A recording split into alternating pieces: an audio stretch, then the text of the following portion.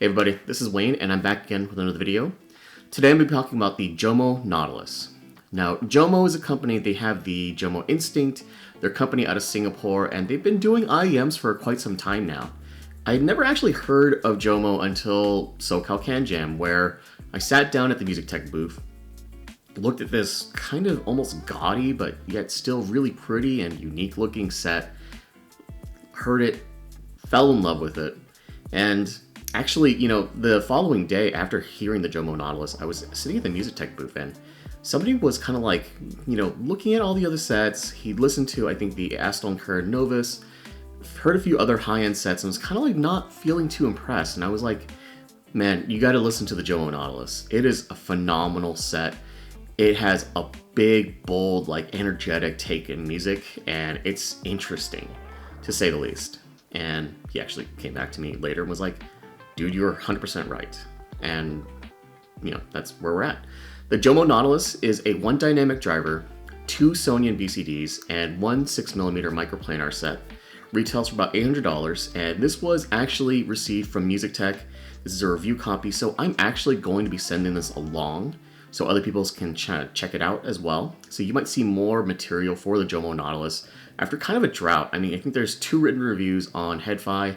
I have not seen any other videos, and I think there's maybe one squig. I will link that squig in the overall sound impressions part, just so that you're kind of aware and you can kind of see it. But overall, the Jomo Nautilus is a phenomenal IEM, punches way above its weight, and yeah, it's gaudy looking. Interesting. I don't have a B-roll footage in this case. I am doing this out of sync in recording this video, but I do want to talk about it, and I do want to release it, and I think it is a very interesting set that punches way above its price point at $800. So yeah, let's get into the unboxing I did, and then we'll get into the sound. Okay, so this is going to be an unboxing experience for the Jomo Nautilus. This is a very fancy schmancy box with some of the details about the drivers and everything like that, with the natural mother of pearl inlay. Some people probably think it's very gaudy looking, and you know what? It kind of be a little bit, but at the same time, I feel like that's part of the special sauce right there, right? So, box opens up, and okay. So, marketing material. Yep, marketing material. Let's see what else comes in here. Looks like a microfiber cloth to wipe things down. That's kind of nice. This is tips. Comes with some pretty nice substantial tips. I kind of like the look on that one. Interesting. I'll have to try those out. Looks like it comes with a good amount of tips, varying in sizes. Appreciate that. Comes with an airline adapter as well as a 1/4-inch adapter. Alright, let's put that off to the side. And to the main event.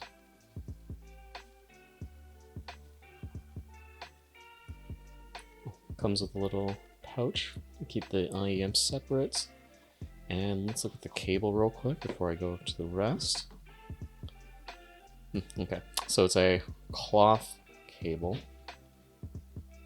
Let's see, Jomo Nautilus on there. So, kind of reminds me of the one that comes on the Cantor. It's not bad though. Ear hooks are nice. A little bit memory prone. Let's tie it up.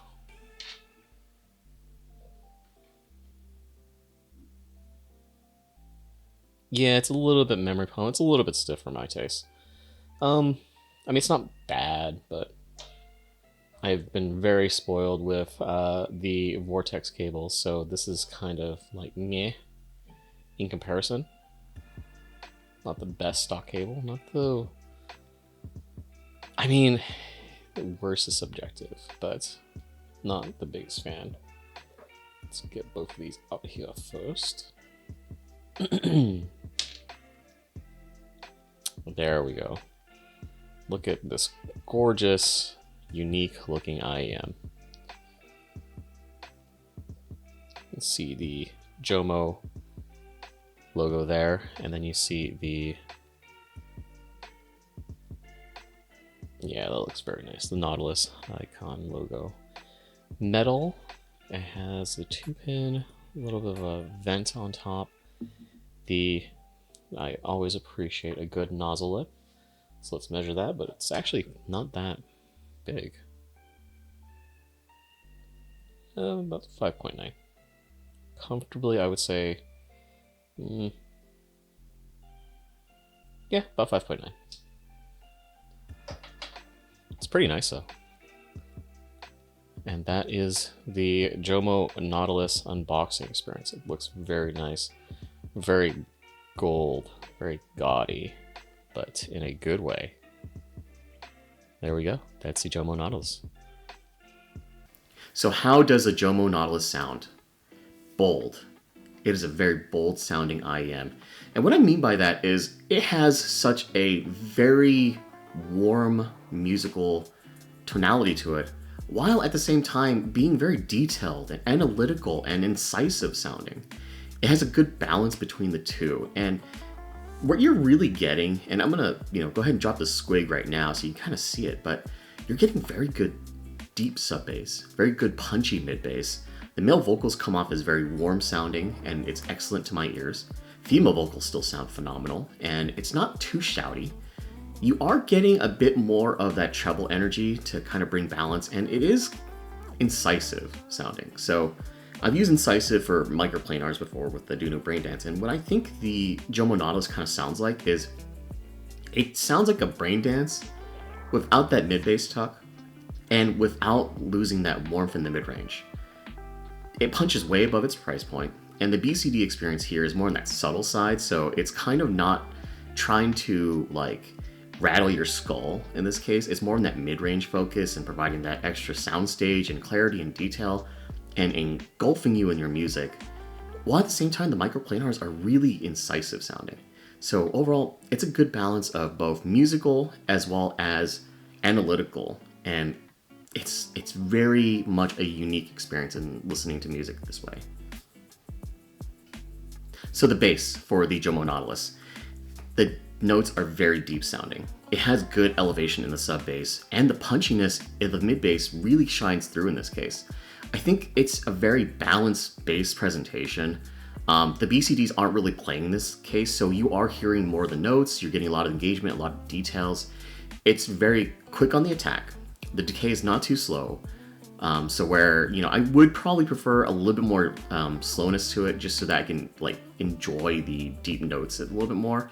But it's very detailed, very quick, and has very good natural sounding bass. I think most people will be very impressed overall with the bass performance here, because you are getting a good amount of bass. It's graphs a little bit more elevated than like a few other targets, and overall I think it's very engaging because it provides a lot of detail while being this deep sounding bass, and it provides a good balance between the entire sound frequency chart.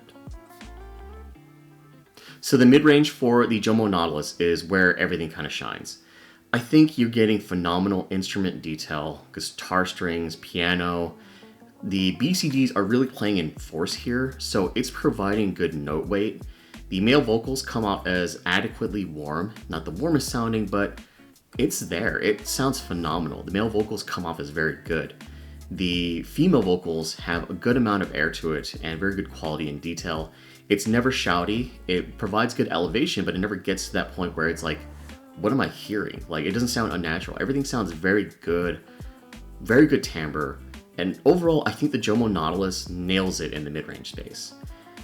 It's very balanced with the bass, very balanced with the treble. It's very well presented.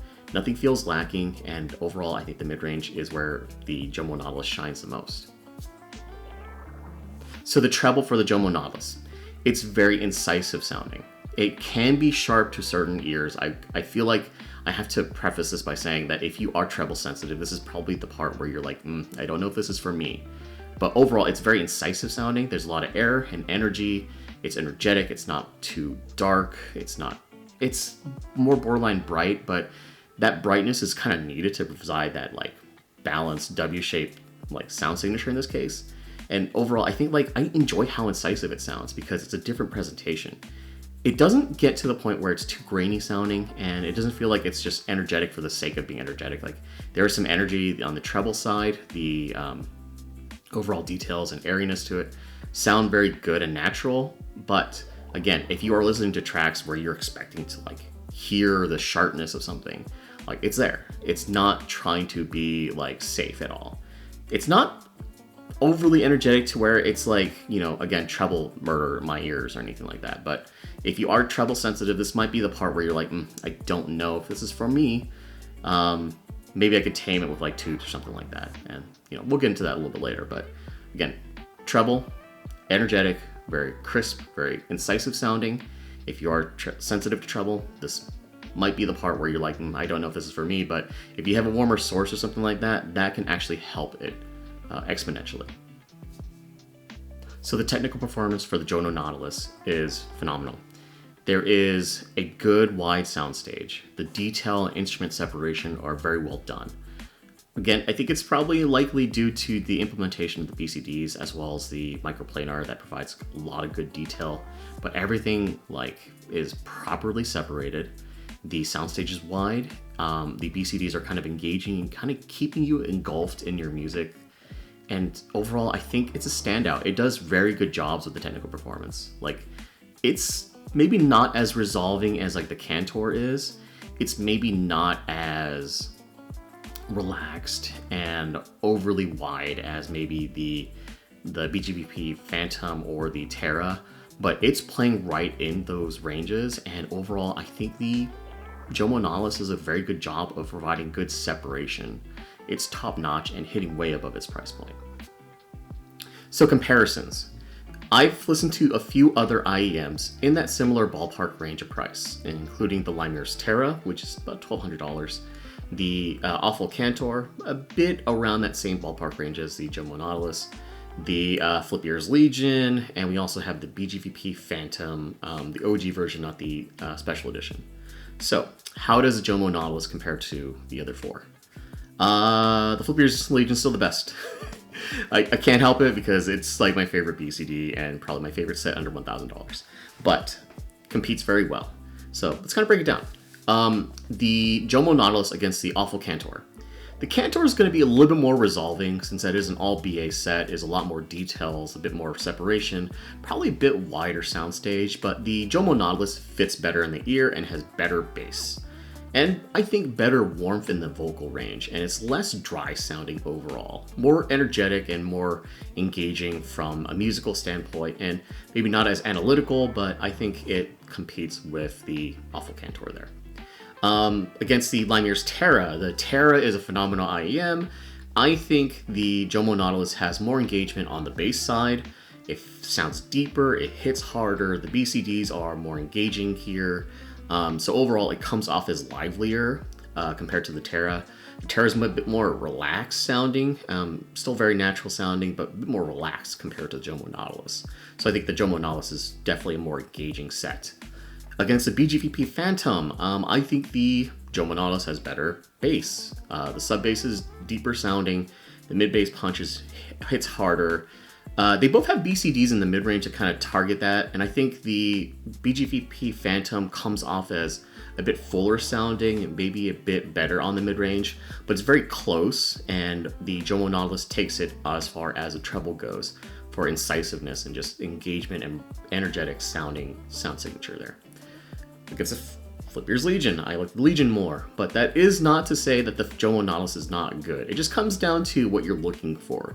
Do you want a bassier set? Then you go for the Legion. Do you want a more balanced set? You go for the Jomo Nautilus. Do you want something that's more incisive sounding, something that would be pleasant for somebody that loves treble and mid-range and bass? Jomo Nautilus. If you're looking for a lot more engagement in the mid-range as well as the bass, then you're going for the Flip Ears Legion. Kind of comes down to a coin toss of what you prefer. So overall, the Jomo Nautilus competes with its peers. I think it does a very good job, and I would honestly say I prefer the Flip Ears Legion first, and then probably the Jomo Nautilus compared to the rest. I think it's just kind of really comes down to what you are looking for in your set. So other things to note, the Jomo Nautilus responds very well to power, to sources, to cables. I was using the Jomo Nautilus as part of my flight in the Vortex cable series review, just because it responded very well overall to sources.